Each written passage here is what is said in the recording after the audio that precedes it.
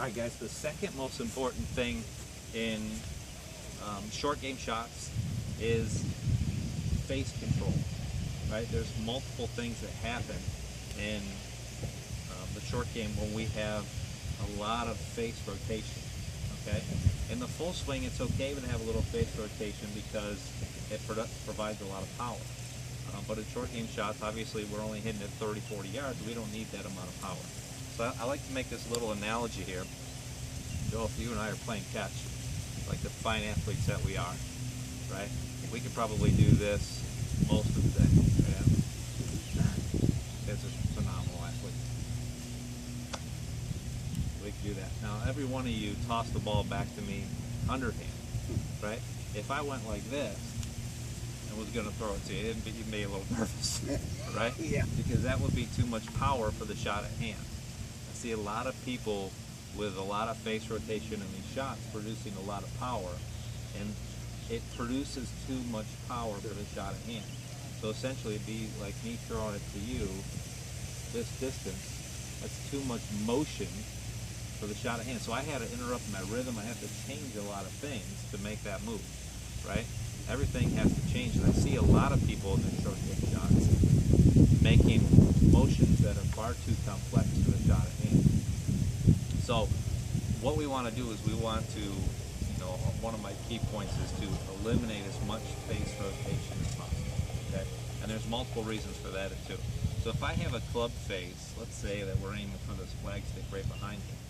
If I have a club face that's rotating, right, which way is it pointing, John? When it's open, it's pointing to the right. When it's closed, it's pointing to the left, right? So a lot of face rotation makes the face point in different directions, right? Adam, what happens to the loft of the golf club as the face points to the right?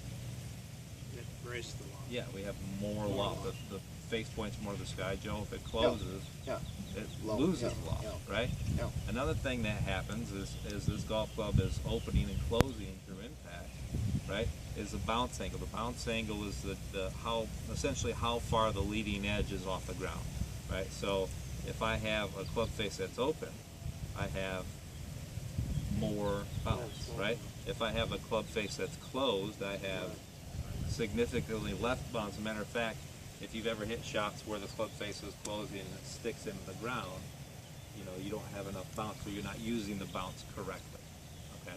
The other thing is essentially the golf club gets longer as we do that. So if I'm making a little pass through the ball here where my arms aren't rotating the club face, in other words, I'm not have this kind of action going on. You can see the angles between my forearms and the shaft changes dramatically when I do that, right?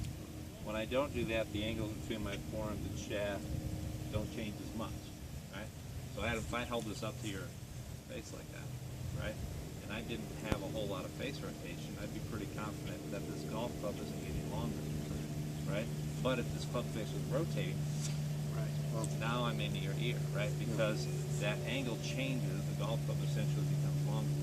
So with a lot of face rotation, we have a club face that points to the right, to the left, to the sky, to the ground. I'm gaining and losing forgiveness in bounce angle. And I have a golf club that's growing and shrinking, right? Yeah. How easy would that be? I mean, A lot easier to make mistakes. exactly, yeah. There's too many variables happening in a short amount of time, right? So you have this system with a lot of face rotation where you're trying to control something where the variables are always changing. So we're going to try to eliminate a lot of our shots or our face rotation to make those variables a little more consistent, and then we can hit more predictable shots. Right? But if I'm hitting I'm tossing a ball to you, and I have no idea how it's going to come out of my hand, I have no idea how much power to apply. Right? So I can't develop feel with all of those variables happening at the same time. Right? Any questions on that? No. That's a pretty good concept, right?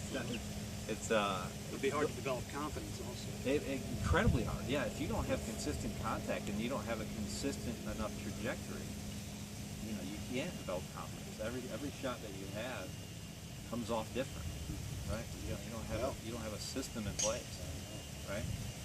All right, good. How often would you change your clubs then? Change. Because I feel like players change them every year after year. I know the clubs are different, blah blah blah, but I know the bounce is going to be different a little bit. So how long is that getting used to process for like new wedges or something? Well, that's a good point. And it changes based on the conditions. Harvey Pennick would say it depends, right? If we're playing in Florida where we generally have softer conditions, right, we may want a little bit more bouncing. We may wear out the grooves faster because of the sandy soil, right? We may require, if we're playing a golf course that has pretty elevated greens and quick surfaces, we may want a wedge that has a little more loft. If we're playing something that isn't, we want something with less loft. So, there is no specific yes or no answer on that. You'll find that the reason why there's wedges made across all the spectrum is because there's that many different personal preferences. Right? That's a great question. Great question. All right, who wants to hit some shots? Absolutely. All right, let's do this. Okay. All right.